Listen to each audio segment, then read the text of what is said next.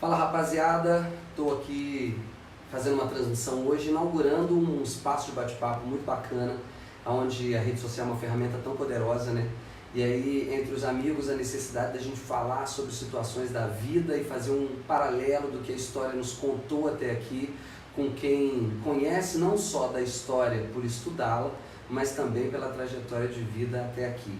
A partir daí, eu tenho aqui uma conversa muito especial com o meu querido amigo e professor Fábio Moura, ele formado pela Unifesp e veio aqui morar em Rio Pomba e conversar com a gente sobre o nosso programa de hoje, que tem como tema o Filosofia em Prosa, né? Ele formado em Filosofia pela Unifesp, vem conversar com a gente hoje num bate-papo falando sobre a questão da polarização, né? O quanto a polarização nos afeta ao longo da humanidade, né? E ao final de tudo, o que é essa polarização que atua na política e em vários segmentos da sociedade.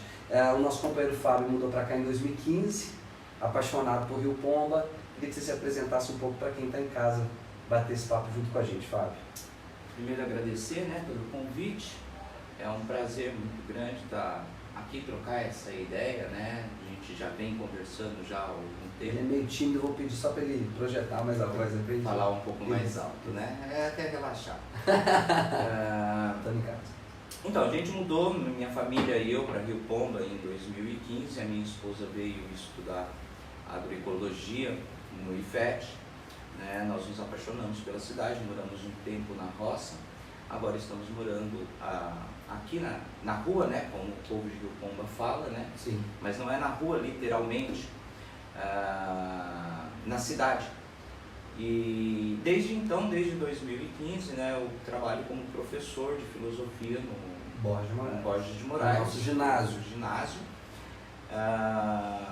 E tenho participado, né, de outros coletivos, como o E-Coletivo, que é a Associação Agroecológica de Rio Pomba. Temos um grupo de teatro e formação na cidade e estamos preparando algumas atividades nesse sentido. E, bom, o que eu tinha para falar de mim era isso, né? Então eu queria agora aproveitar, e você que está assistindo, você pode participar, a gente está aqui com transmissão ao vivo, então você tem a oportunidade aqui de conversar com a gente, de interagir sobre esse tema, que é a polarização. A dúvida que você tiver, o pensamento que você tiver, à medida do possível, a gente vai aqui bater esse papo. O programa tem 30 minutos de duração. Quero agradecer aqui a minha companheira de sempre, de projetos, a Sula Duf, que nos apoia aqui sempre nas manifestações que a gente se desenvolve, não só no palco, mas também na rádio e também no mandato e aqui nessa conversa particular que a gente tem agora. Então, nos próximos 30 minutos a gente fala sobre esse tema que é a polarização. Já aproveito, professor, e pergunto, ao longo da história da humanidade, na cisão e na ruptura entre vários setores onde atua a polarização, se a gente trazer o campo do pensamento para isso. Na cisão entre a igreja ortodoxa e a igreja romana, no momento luterano, onde aquilo também teve um outro olhar, na política e na sociedade que se envolve em tudo isso. A polarização na história da humanidade até aqui deu certo? Nunca. Primeiro vamos tentar entender, né, o que é isso, né, polarização. Quando a gente pensa em polarização, a gente pensa em ideias opostas. Né? Não existia até um certo tempo, né, na Idade Média, uma polarização religiosa. Toda a Europa era cristã católica. Né? A partir do momento que você tem uma divisão, né, você tem uma dúvida: onde está a verdade? Né? E essa polarização, podemos dizer que ela existe desde o início do mundo. Né? Está na raiz moral mesmo da sociedade cristã, né? Na luta do bem contra o mal, como se existisse apenas um bem e apenas um mal. Se eu estou do lado do bem, todos os que pensam diferente de mim necessariamente estão do lado do mal. E isso se manifesta hoje, né, na nossa sociedade de muitas maneiras, né? Não só no campo da política. Talvez no campo da política seja a área mais evidente, por isso que a gente utiliza tanto esse termo polarização, por isso ele se tornou tão popular. com essa ideia de divisão do mundo entre direita e esquerda, mas para pensarmos a polarização, só a direita e a esquerda não são tão opostos, muitas vezes se misturam. Mas quando falamos de extrema direita contra a extrema esquerda, aí sim estamos tendo uma polarização. Então, se a gente pensar desde o começo da humanidade, o bem e o mal estão lá presentes, né? Há um conflito hoje em dia, né, sustentado por essa polarização, que é um conflito moral muito grande, porque a moral ela evolui. Ela evolui, são valores de uma sociedade, não são fixos, não são rígidos, né? Uma sociedade pensa de uma maneira, uma outra sociedade pensa de outra. Alguns valores, né, eles são superados, eles são substituídos, e a gente vê que um velho mundo, né, conservador, de valores rígidos, morais, ele vem perdendo sua força ao longo dos anos. Esse velho mundo, eu imagino que acabou lá na Segunda Guerra Mundial, junto com a Segunda Guerra Mundial. Porém, um novo mundo ainda não surgiu. Nós ainda não temos esse mundo de paz, amor, liberdade, que é a busca de alguns grupos, dos grupos mais progressistas, né? E enquanto a gente está nessa transição, há muita resistência. Do ponto de vista religioso, né? A gente vê hoje, com o crescimento das igrejas evangélicas, né, a representação das igrejas evangélicas dentro do Congresso Nacional, através da bancada evangélica e dentro do próprio governo atual, a gente vê uma disputa mesmo, né, entre a Constituição Federal e a Bíblia Sagrada, né? Vivemos num país laico, onde todas as religiões são respeitadas, mas com o crescimento de grupos fanáticos, grupos radicais, né, que polarizam essa disputa, parece que a visão bíblica ela é mais evidente. Vai se manifestar também isso, né, na disputa entre a religião e a ciência, né? E isso está lá desde o começo, né? Não podemos esquecer que Adão e Eva foram expulsos do paraíso após comer o fruto do conhecimento. O conhecimento, ele tem um papel de inimigo da fé, na tradição bíblica. Então, buscar o conhecimento gerou o castigo, né, o pecado original que todos nós acarretamos, né, herdamos. E, em compensação, né, o oposto do conhecimento, a ignorância, ela é louvada como virtude, né? Ela recebe o nome de fé. Ora, o que é a fé?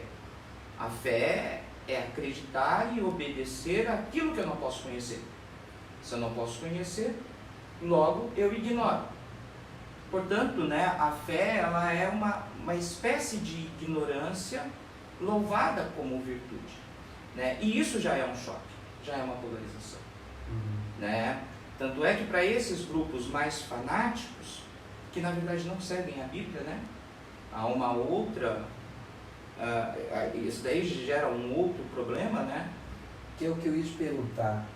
Essa polarização trazida ao longo da humanidade, onde a polarização que coloca o conhecimento como um instrumento que confronta a fé, e por conta disso pessoas foram para a fogueira, por conta da polarização do eu sou bom, contrário a mim é ruim, e por conta disso o castigo sobre você é justificável. Você acredita que ao longo da humanidade, chegando nos tempos atuais, depois você pode comentar, ele potencializa o radicalismo de ambos os lados, tanto de direita quanto de esquerda, nesse olhar de vida? Porque eu digo que ser cristão, mas afirmo que o bandido bom é bandido morto, né? Como trabalhar essas questões, entendendo que a polarização não colabora para o diálogo? Então, não colabora porque você tem uma visão, é uma visão extrema, é uma visão radical, é uma visão de fanáticos, né? Quem adota essa postura radical, né, de que a minha verdade é absoluta e todos os outros têm que aceitar, não está tendo uma atitude ética, moral, está sendo moralista, né? Se a gente pensar a ética da sociedade, né, o que a gente espera, né? O próprio preceito cristão, né, ele fundamenta muito isso, né? Tratar o outro como eu quero ser tratado, né? Envolve empatia, envolve compaixão, envolve eu me colocar no lugar do outro, né, e tratá-lo com o respeito que eu quero ser tratado. Com isso. Né? Ela rompe, porque ela cria uma deturpação da moral, ela vira moralismo. Eu não me coloco mais no seu lugar, eu quero colocar você no meu. E se você não aceitar, você se torna um inimigo. Não importa se você é de direita ou de esquerda, né? Quando eu tenho um pensamento radical e unilateral, eu estou certo, todos os outros estão errados. Então não há diálogo, não há conciliação. E esse é um grande problema, né? Porque quando você chega no cenário político, né, o que acontece? O petismo não é uma extrema esquerda. Eu duvido até que seja esquerda. Pelos governos que apresentaram, né? Os bancos nunca lucraram tanto quanto lucraram no governo do PT. As obras sociais, inclusive como Minha Casa Minha Vida, né, foram projetos elaborados e promovidos, né, por empreiteiras, né, com obras superfaturadas. Mas a partir do momento que existe um oposto, né, alguém que se coloca como oposto a esse modelo, e esse oposto é radical, você força, de uma certa maneira, né, uma reação também radical. Então nós vemos nessa situação, né, pessoas que, por ser antipetista, defendem inclusive o indefensável. E por ser anti-Bolsonaro, defende inclusive o petismo, né, para entrar nessa radicalidade. Eu aproveito para perguntar justamente sobre isso. Essa polarização colocada vamos trazer para o campo da política. Essa polarização que já não é de agora, mas com o advento da rede social e a partir de 2013, né, com todas as manifestações, se tornou muito mais forte. A pergunta é, essa polarização, ela é boa para quem? Se o senhor nos diz que a polarização não colabora para o bom desenvolvimento da sociedade, porque torna o antagônico inimigo, e não aquele com o qual eu sou capaz de dialogar. Discordo, não concordo, mas dialogo, porque a consciência me obriga a isso, porque senão vem a animalidade. E a gente percebe a animalidade através dessa polarização, que faz bem a quem? Seria tanto de esquerda quanto de direita. É interessante que essa polarização seja alimentada por poucos sobre muitos que não participam dessa luta por poder. Não favorece apenas quem está no poder, favorece apenas os poderosos, né? Ou para quem pretende entrar ao poder. Então, o que a polarização ela faz de fato para a sociedade? Ela divide os seres humanos, né? Nós vivemos uma época em que antigos amigos, familiares inclusive, né, romperam relações e se isolaram, né, em função de discussões políticas, em funções de discussões morais, né, de caráter, de comportamento, de costume, e isso favorece muito a quem está no poder.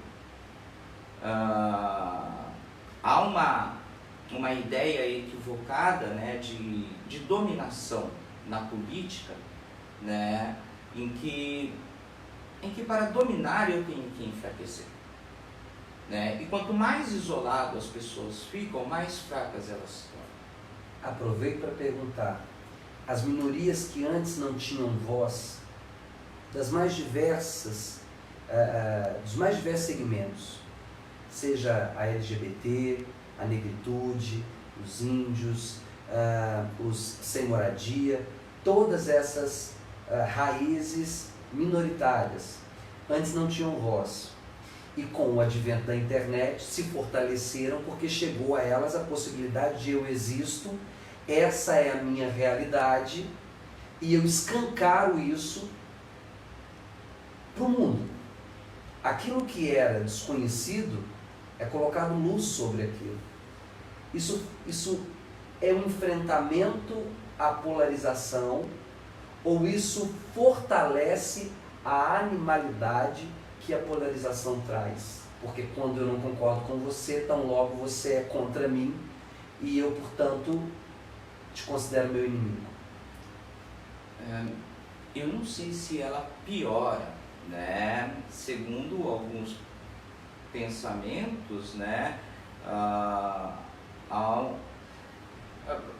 Aquilo que a gente vinha falando, né? Um velho mundo conservador onde as pessoas elas aceitavam a sua posição imposta historicamente na sociedade como a mulher que aceitava estar submissa ao marido. Esse mundo acabou, né? Há 50 anos atrás não havia divórcio, né? O divórcio ele foi instituído como lei, né? Há 50 anos atrás surgiu a pílula anticoncepcional. A mulher ela ganhou o poder de decidir: eu vou ter filho ou não, né? E de escolher com quem ter filho, quando ter filho. Então, e há uma resistência contra isso. Tanto é que nesse confronto homens contra mulheres, são as mulheres que morrem. No confronto entre héteros e gays, são os gays que morrem. No confronto de brancos contra negros, são os negros que morrem. Todos considerados minorias. Mas o que é a minoria de fato? Essa resistência, né, a essa mudança de paradigma moral, essa mudança de valor, né? Os gays já existiam, mas eles eram obrigados a ficar dentro da armário. Uma vez que eles tomam, né, a atitude de se afirmar na sociedade tal como são, né, haverá uma resistência. Essa resistência foi silenciada por muito tempo. O poder político que ainda é em alguns países, né? Sim. No Brasil, ela está escancarada hoje. Ela está escancarada por quê? Porque o mau exemplo vem de cima, né? O discurso vem de cima. Na verdade, as redes sociais, ela democratiza as opiniões, né? Você pode falar o que você quiser nas redes sociais. E quando você vê assim uma autoridade falando besteiras como o ministro da Educação fala, ofendendo pessoas como ele ofende, escrevendo errado como ele escreve. Ora, se ele pode fazer tudo isso, eu, semi-analfabeto aqui, posso também.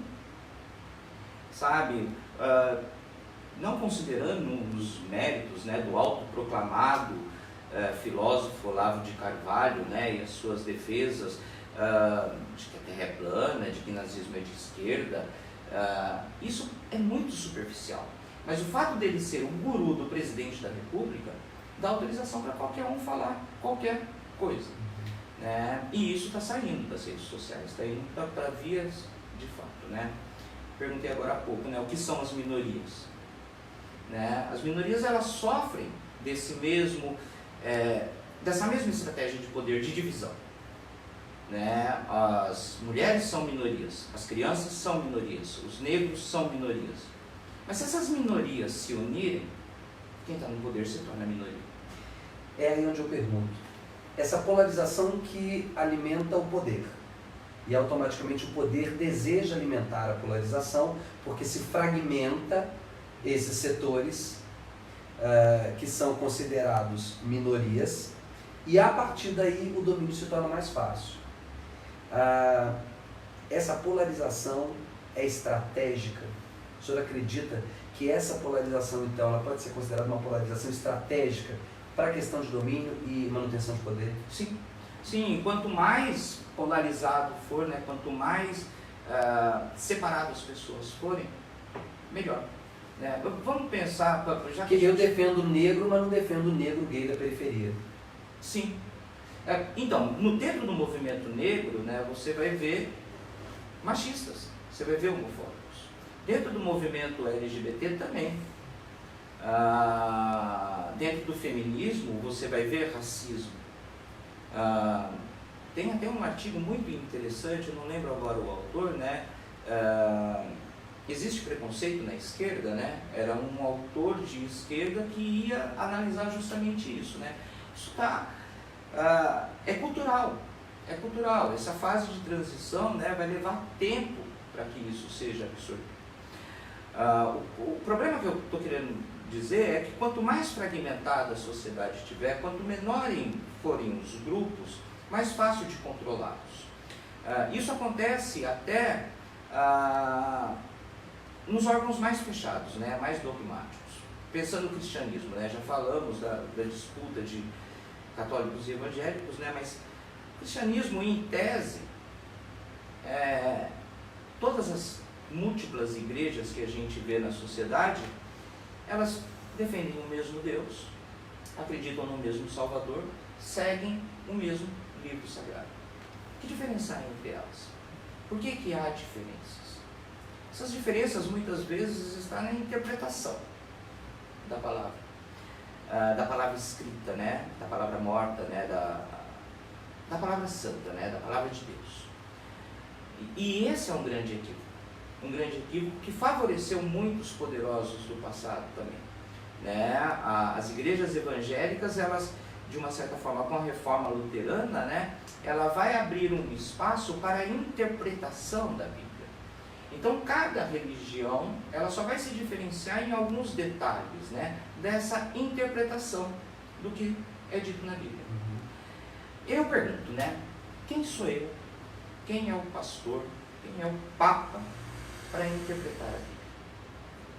Se a Bíblia é a palavra de Deus, e Deus é um ser perfeito, então sua palavra é perfeita. Não?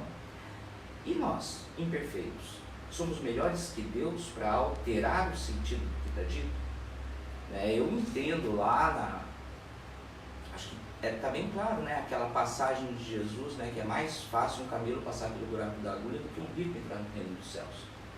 Ainda assim, existe uma teologia da prosperidade que diz que se você der o seu carro velho hoje para mim, pastor, você vai receber um carro melhor a semana que vem, né? Que prega que Deus nos quer ricos, milionários, fartos.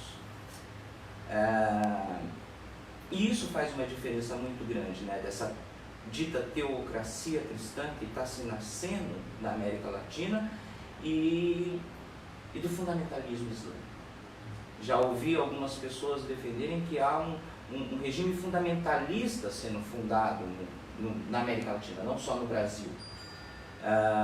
Porém, há uma diferença muito grande entre o fundamentalismo islâmico, né, e esse extremismo evangélico, né? Nós vemos alguns fanáticos, né, movidos por essa interpretação equivocada das escrituras, né, colocando fogo em terreiros de Umbanda, né, em produtoras como a Porta dos Fundos, né, em agredindo homossexuais na rua. Isso é um extremismo, né? Eles chegam a ser tão terroristas quanto aqueles islâmicos. A diferença é que não tem um fundamento de fato, né? O fundamento, ele é equivocado, ele é interpretativo. O fundamentalismo islâmico, né, é baseado na palavra literal do Alcorão, né? E esse fundamentalismo, né, esse extremismo evangélico, ele já não tem mais essa relação com o princípio que está sendo ensinado. Pelo contrário, ele é deturpado mesmo. Agora, diante de toda essa relação complicada entre religião, política, moral, sociedade, polarização, é muita informação para quem, dentro do campo do conhecimento que é a escola, vai se tornando cada vez mais limitado o pensamento dentro desse contexto como matéria, currículo mesmo, né? Se limita cada vez mais porque o importante é a matemática como um olhar, inclusive, polarizado, para que o capital seja visto como uma ferramenta única de desenvolvimento social. Isso defendido por algumas pessoas. Todo esse complexo, alguns consideram retrocessos, para outros, com olhares diferentes, avanços, como se esse olhar de direita fosse o único caminho e para a esquerda fosse retrocesso. São antagônicos. Daí eu pergunto, para uma sociedade que quando fala que deseja saúde para todos, direita e esquerda defendem essa tese. Quando a gente afirma, enquanto cidadão, de que todos queremos um mundo melhor para viver, se misturam interesses que são convergentes entre direita e esquerda. A polarização, pelo menos no discurso, é eliminada. Para o futuro, caminhando aqui para a gente já começar a agradecer a audiência de quem nos acompanha agora. A polarização aí está, as redes sociais promovidas por fake news ou notícias falsas, assim como a Mariana Suassuna, eu gosto muito da língua portuguesa, notícias falsas, impulsionamentos envolvendo essas notícias dos dois lados.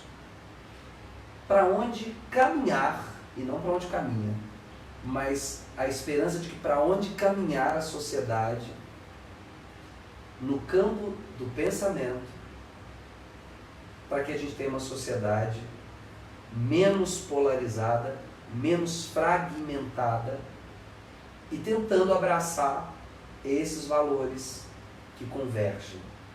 Para onde ir, o que fazer? Eu pergunto aí ao professor. É preciso uma terceira via, né? Nem esquerda nem direita, eu não diria nem andar para frente, a gente precisa dar um passo atrás para impulsionar dois para frente. No cenário atual que nós vivemos, eu não vejo esperança imediata para o futuro. Nós temos uma visão muito fechada, né? Se não é isso, é aquilo, né? E enquanto nós estivermos defendendo um lado ou outro, eles vão estar se divertindo às nossas custas. É como diria Napoleão Bonaparte, Alexandre o Grande, dividir para governar. Dividir para governar. E o que eles querem é justamente isso. Então eu vejo pouca possibilidade em relação a convergir essas ideias. Você citou a escola, né? A escola é um instrumento de dominação. É o que a escola propõe, né? E isso não estou falando de uma ou outra escola, de um modo geral, de um modo globalizado, inclusive, é formar seres obedientes para atender as demandas do mercado. De um mercado que não oferece mais emprego, né? Que não oferece mais oportunidades, que não há possibilidade de liberdade mesmo. Então, a escola ela vai disciplinar você a ficar sentado naquela carteira, aprendendo determinados conteúdos que talvez você nunca vai usar na vida, né? Enquanto outros conteúdos não são abordados. Não há uma disciplina sobre inteligência emocional. Empatia não é ensinado, exceto numa aula ou outra como uma referência, né? Nós aprendemos na escola desde muito novo a competir um com o outro. É meu. No mundo que não tem oportunidades para todos, onde apenas alguns vão se sobressair. E para isso vale de tudo. Vale a trapaça, inclusive. Vale a cola. Né? O que você precisa é ser melhor do que o outro. Então, desde o primeiro ano do fundamental, a criança, quando recebe o boletim, ela quer ver as notas dela e do amigo que está do lado. E isso vai até a formação universitária, né? É uma situação, né, de competição. O liberalismo, ele diz isso. Cada um por si e Deus contra todos. Nessas condições, nós somos dominados.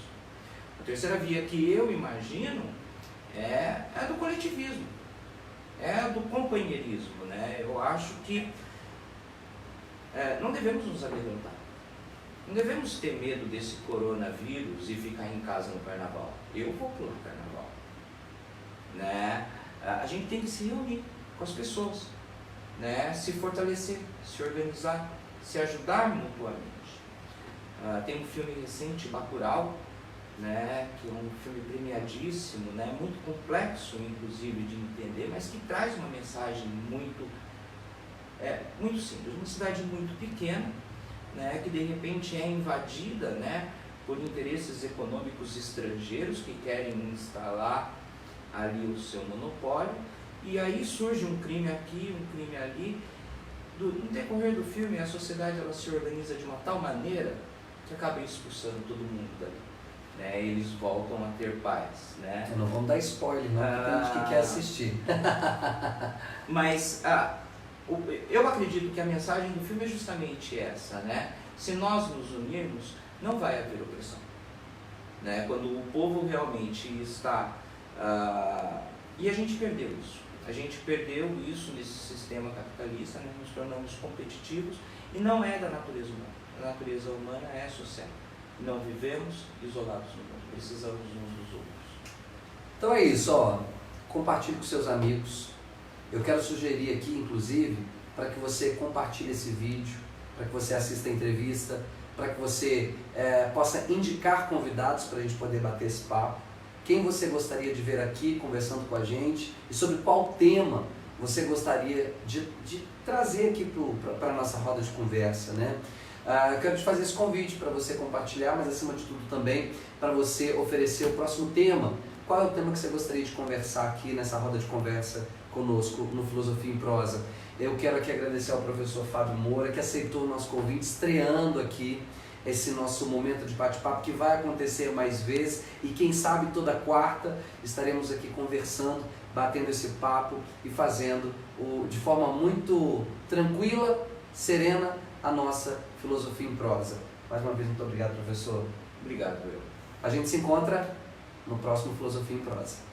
É.